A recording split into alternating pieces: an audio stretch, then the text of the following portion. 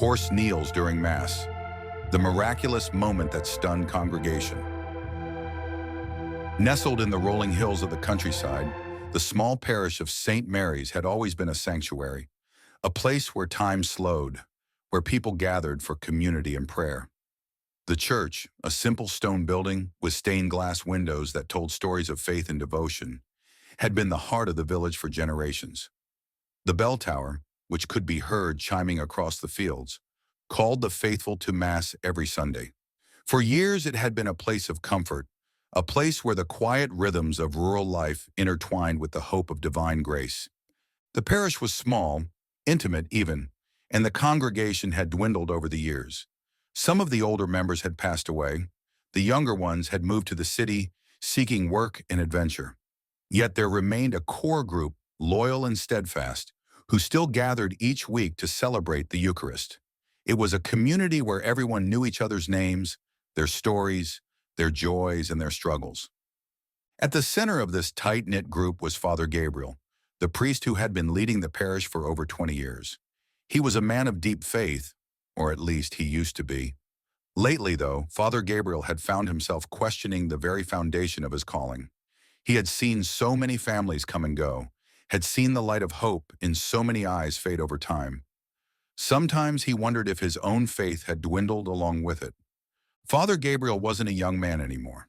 He was in his early 60s, and the years had worn on him.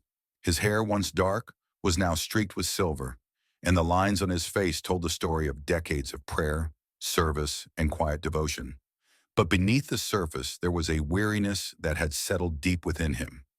He had given so much to the parish over the years, and yet there were days when he felt as though his purpose was slipping away.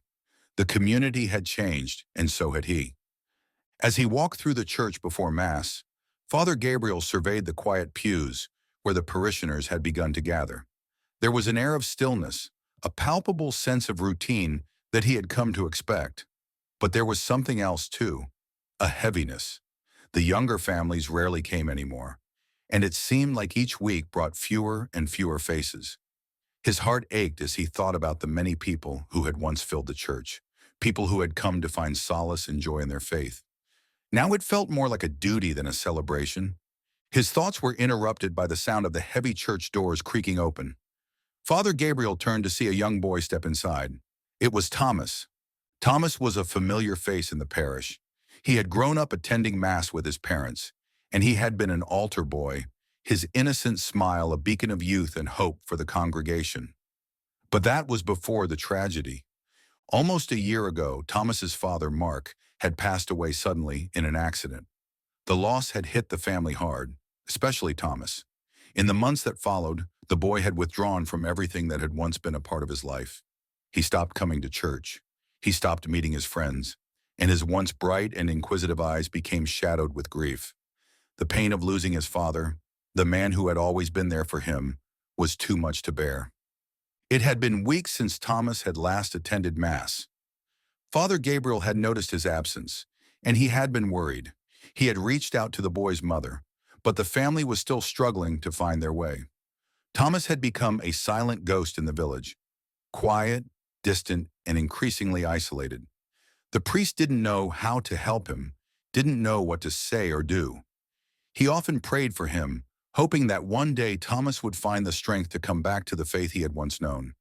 But today Thomas had returned, though not in the way Father Gabriel had expected. He was standing at the back of the church, his posture stiff, his eyes scanning the room. And beside him stood Grace. Grace was no ordinary horse. She was a majestic chestnut mare with a glossy coat and an almost regal presence. She had been a gift from Thomas's father when the boy was younger, a symbol of love and connection between father and son. Grace and Thomas had grown up together. The bond between them was unspoken but undeniable. In the past, the two of them had been inseparable.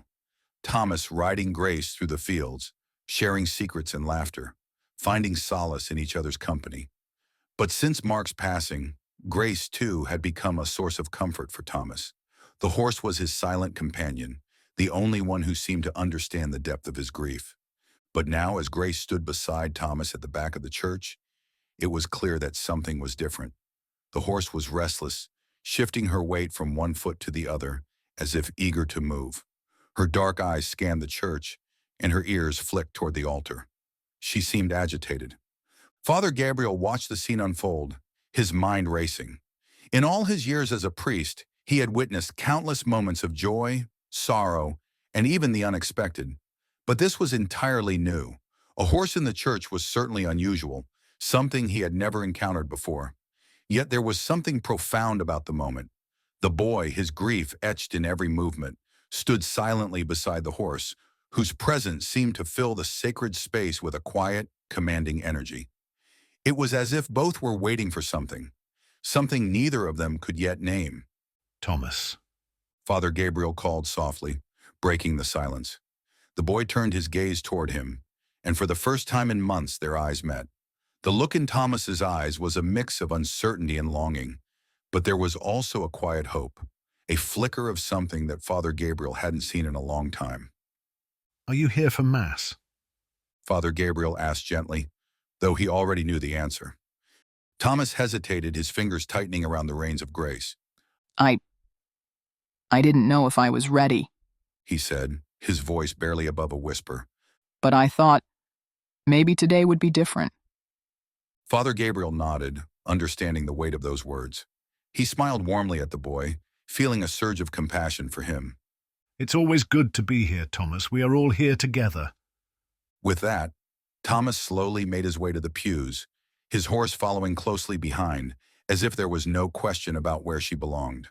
The congregation, who had been watching quietly, exchanged curious glances, but no one spoke. The boy and his horse made their way down the aisle, and though it was unusual, there was something profoundly right about it. As the Mass began, Father Gabriel took his place at the altar, his thoughts focused on the boy and his horse. He couldn't shake the feeling that something important was unfolding, something he couldn't yet understand, but would soon come to know. In the stillness of the church, with the faint sound of hooves echoing in the background, Father Gabriel knew one thing for certain. This Sunday, something was about to change.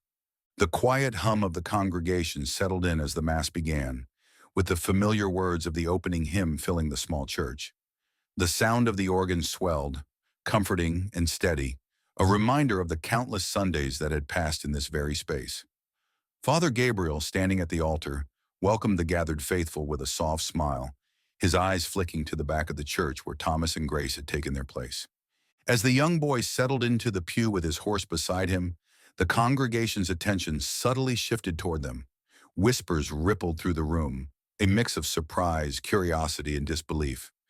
It was highly unusual to bring an animal into a church, especially during Mass. Yet there was something undeniably peaceful about Grace's presence. She stood still by Thomas's side, her eyes calm but alert, her large frame a silent but imposing figure in the otherwise serene church. Father Gabriel cleared his throat gently, bringing the focus back to the liturgy. He began the opening prayers and the congregation followed along, their voices harmonizing in the familiar responses. But despite the steady rhythm of the service, Grace's presence continued to captivate everyone's attention. There was an almost magnetic quality to the way the horse moved, and no one could quite understand why she had chosen to enter the church today, or what it was that was drawing her to this sacred space. As the first reading came to an end, and the choir softly sang the psalm, Grace did something unexpected. She began to move. It was subtle at first, a soft shuffle of hooves against the church's wooden floor, as Grace took a step away from Thomas. The boy glanced down at her in surprise, as if unsure whether he should stop her or let her continue. But before anyone could react, Grace walked forward, calmly and deliberately toward the altar. The congregation gasped in hushed tones as they watched. Horses didn't enter church sanctuaries. It simply wasn't done. Yet here was Grace, a horse of unmistakable beauty and grace, walking steadily toward the altar as though she belonged there, as if she were on a mission. The sound of her hooves reverberated through the otherwise quiet space, each step seeming more purposeful than the last. Father Gabriel's hand froze on the chalice as he saw the horse approaching. His heart skipped a beat. He had seen many things in his time as a priest, but this was a first.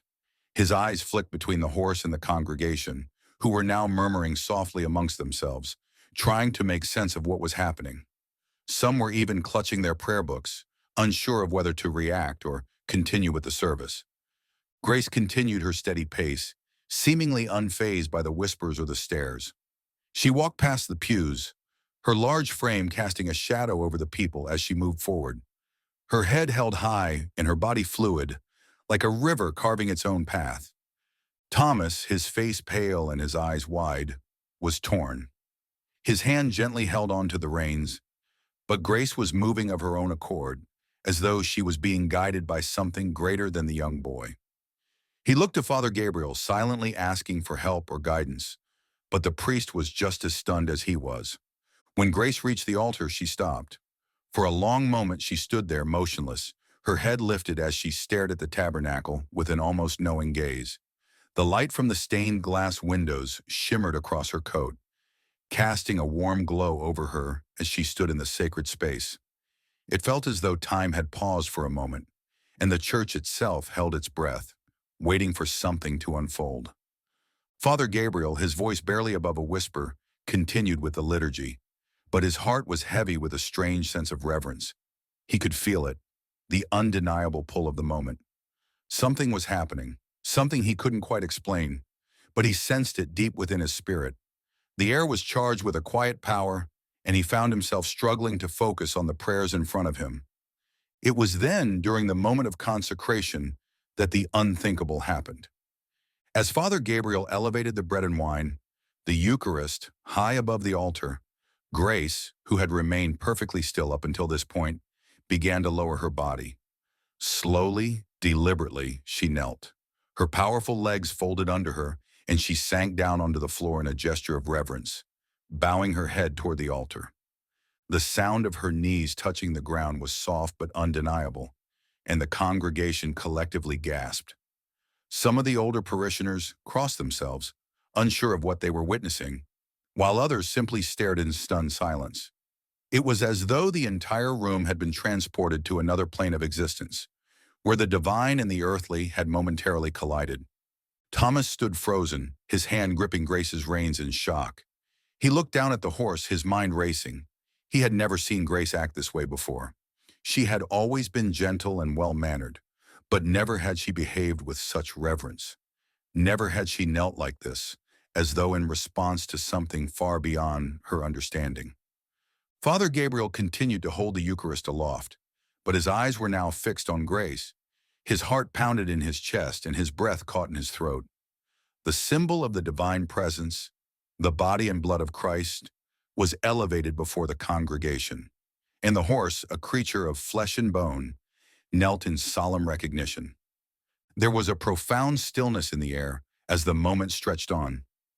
The entire church seemed to hold its breath as the horse knelt before the altar, her head bowed in what appeared to be a silent prayer of devotion.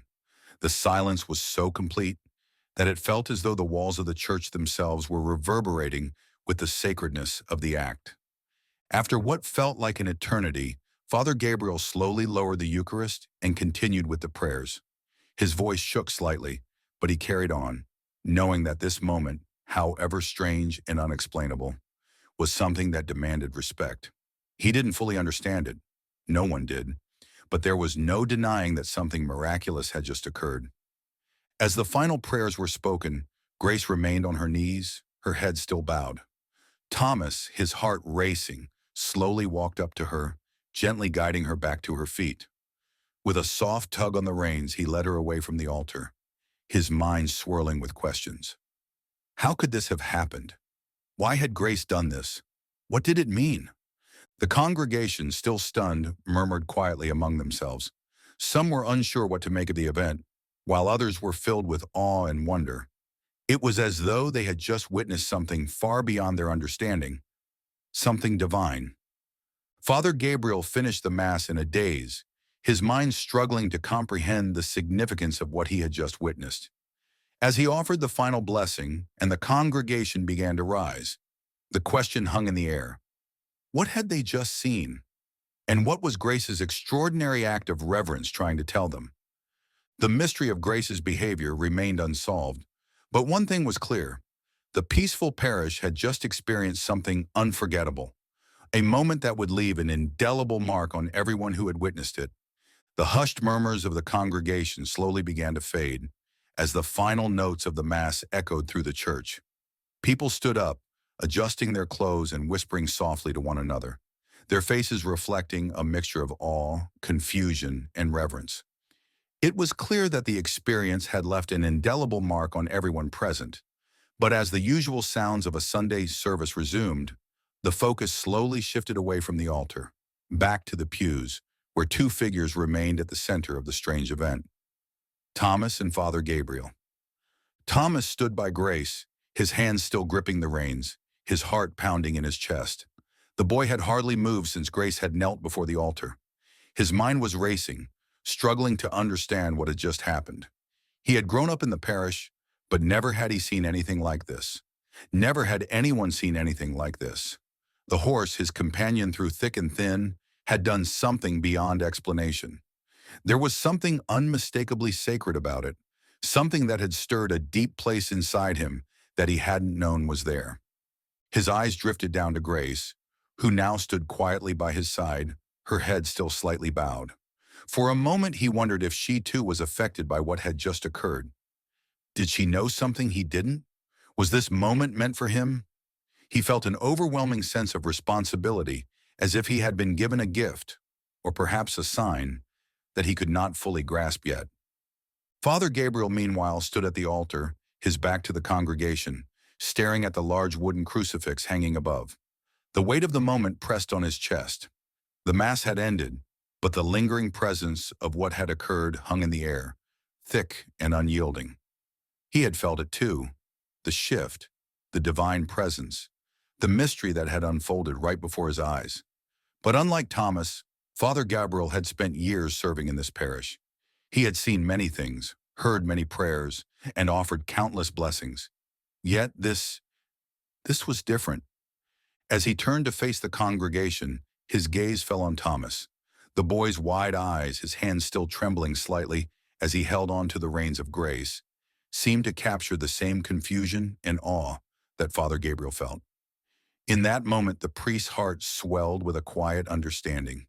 He had been struggling with his own faith, his sense of purpose, but now, in the wake of this extraordinary moment, he realized something he hadn't been able to see before. Without thinking, Father Gabriel walked slowly toward Thomas, his footsteps muffled against the worn wooden floor. The boy's gaze met his, and for the first time, Thomas seemed to look at him not just as a priest, but as someone who might understand, someone who might share in this confusion, this awe. You saw it too, didn't you?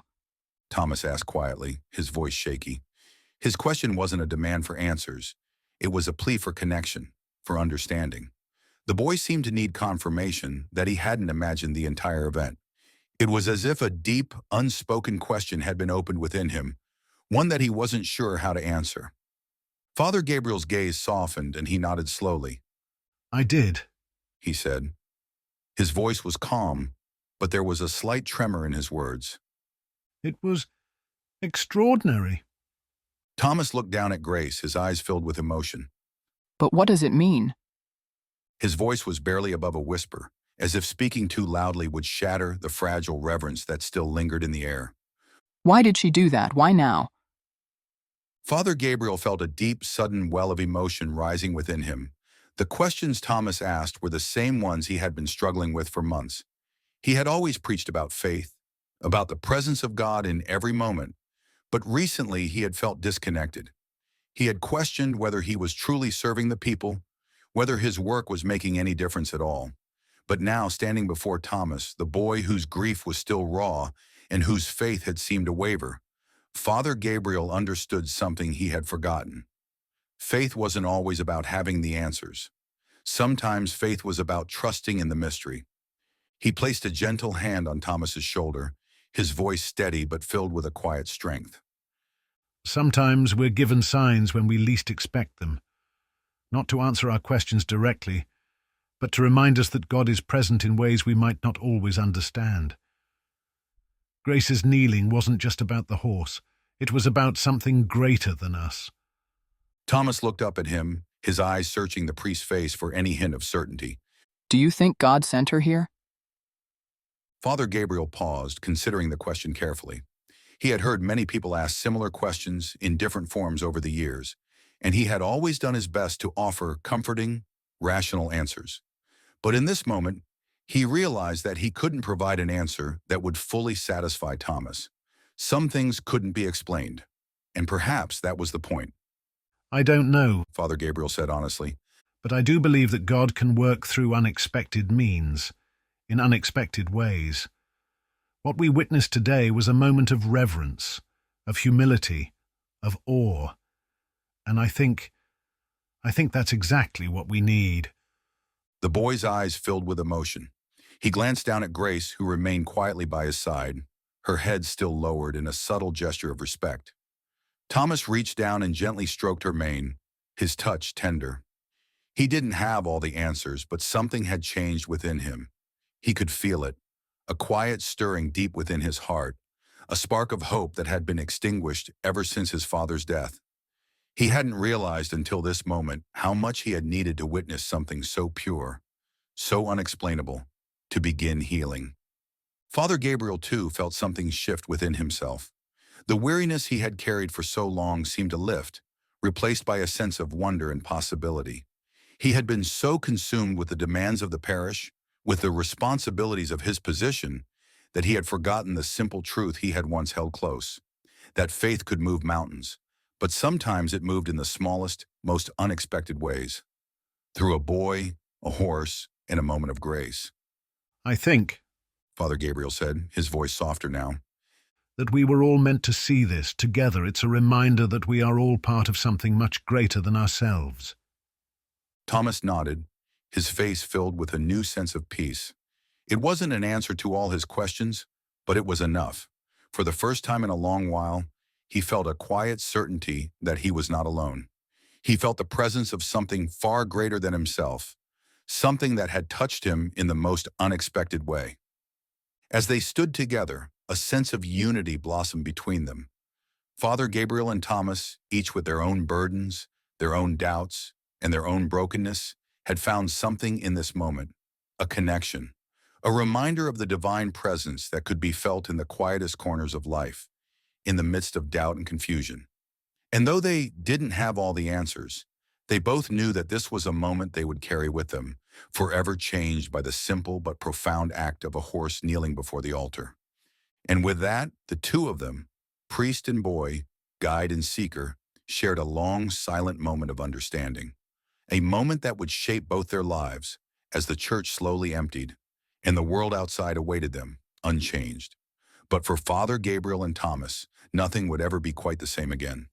The last of the congregation filed out of the church, their voices low and murmuring, still awestruck by the events of the service. The air inside the parish was heavy with the silence that followed, a silence that felt both sacred and profound. The late afternoon sun streamed through the stained glass windows, casting colorful shadows on the wooden pews. Outside, the world seemed to go on as it always did.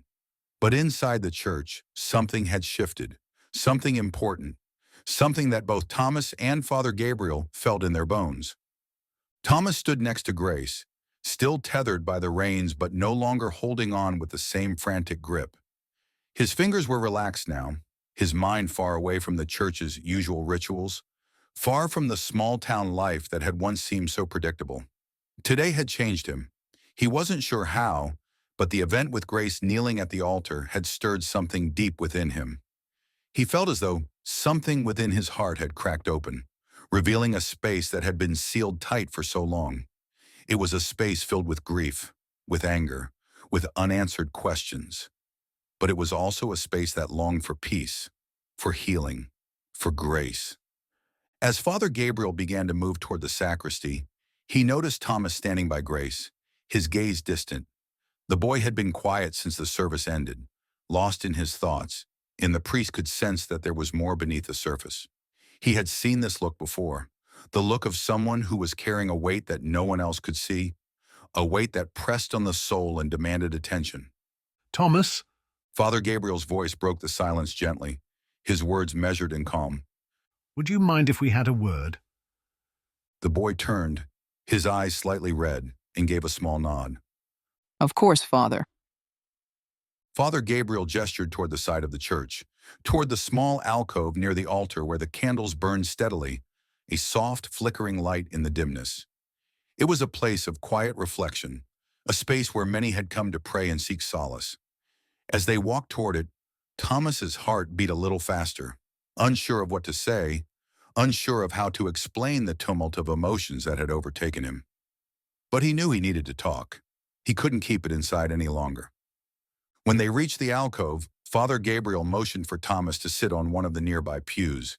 He sat down beside him, his gaze steady and patient. You don't have to talk about it if you don't want to, He said softly.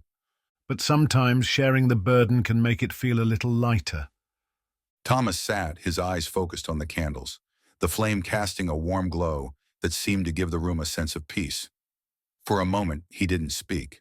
The silence between them felt safe, almost comforting, as though the weight of everything, the grief, the pain, the questions, was too much to put into words. But it had to come out. I don't know what to believe anymore. Thomas finally said, his voice barely above a whisper. He paused, taking a deep breath. My dad. He died. And ever since then, I've just felt lost. I don't know where God is in all of this. I don't understand why he took him.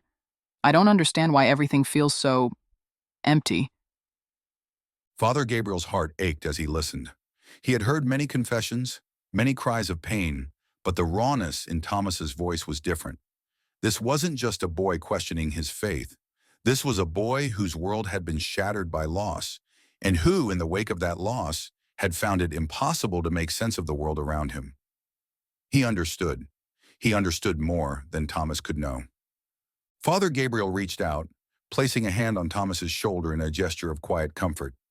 Loss is a heavy thing, He said, his voice full of compassion. and it's okay to not have all the answers. Sometimes the hardest part is not knowing why things happen the way they do, but that doesn't mean you're alone in your grief. Thomas looked up at him, his eyes filled with a mixture of pain and confusion. But if God is supposed to be all-loving, why would he let something like this happen? Why did he take my dad away? Father Gabriel sighed, his thoughts drifting to his own struggles with faith. He had asked those same questions countless times over the years. He had wrestled with the mystery of suffering, with the question of why pain was a part of the human experience. He didn't have easy answers, and he wasn't about to offer any false comfort, but he did have something he could offer. Sometimes we think that if God loves us, he'd stop all the bad things from happening. But the truth is, life has pain and loss. And even though it doesn't always make sense, God doesn't abandon us in those moments. He said gently. He's with us in our pain, holding us up when we feel like we can't go on. I don't believe God took your dad to hurt you. I believe he knows how much you loved him and how much he loved you too. It's okay to cry, to feel sad, and even to be mad. But God's love shows up in other ways, through the people who care about you, the memories you hold on to, and the strength you find when you think you can't take another step. Thomas looked at him, his brows furrowing slightly, as though the weight of those words were sinking in. But how can I trust if I don't feel him? How can I trust if it all just hurts so much? Father Gabriel nodded thoughtfully. I know it's hard, and I know that right now it probably feels like you're surrounded by pain and doubt. But sometimes, trust is about letting go. It's about opening your heart, even when it feels broken. God is not far away. Sometimes we need to let ourselves feel that pain in order to heal. And healing takes time, Thomas. It's not something that happens all at once. Thomas looked down at Grace, who stood quietly beside him, her head still lowered. For the first time since his father's death, he felt a glimmer of something deep within him, a small, fragile hope. Grace's actions earlier, her kneeling at the altar, seemed to have unlocked something inside of him. It wasn't a full understanding, but it was enough. It was enough to feel the presence of something greater than himself. I think I understand.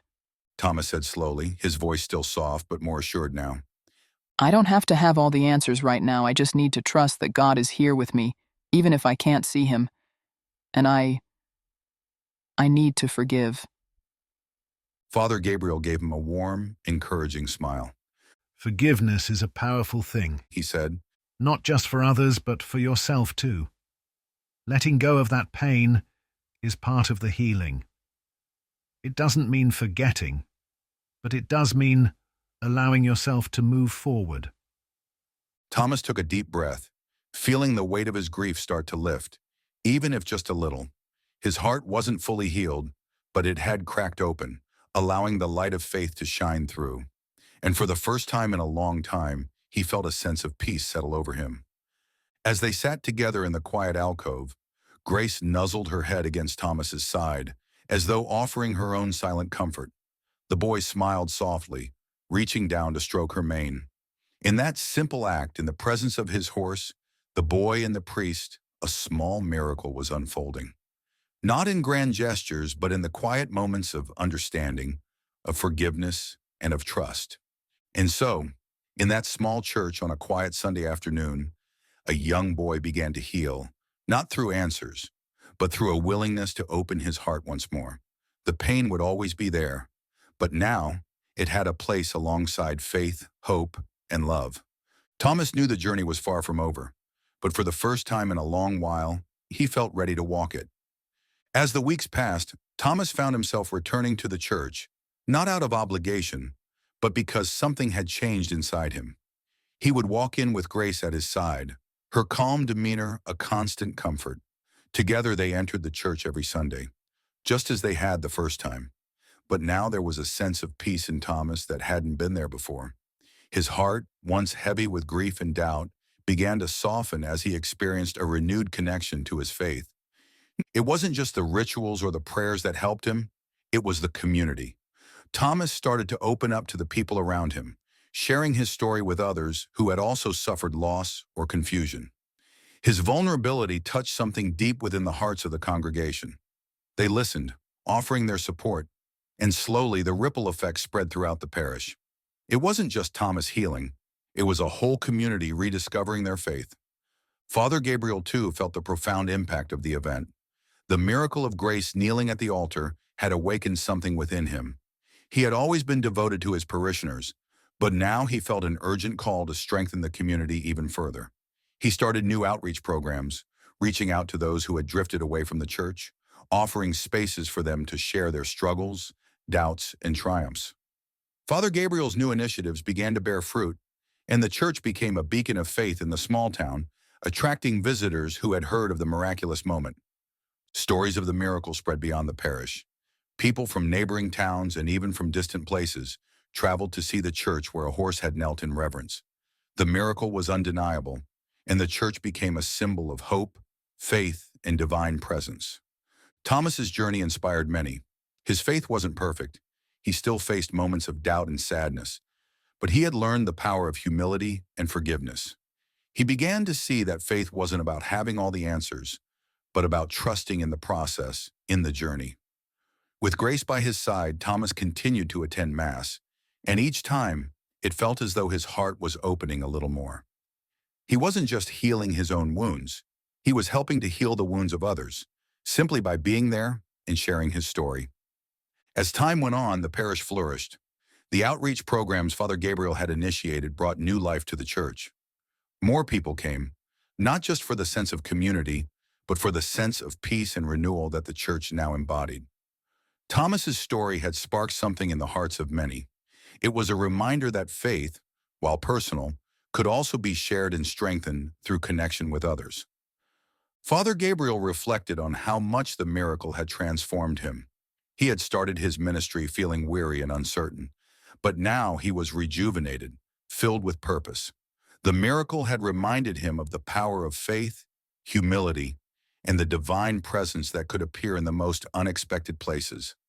It was a reminder that his role as a priest wasn't just about teaching the faith, but about walking alongside his parishioners as they navigated their own spiritual journeys.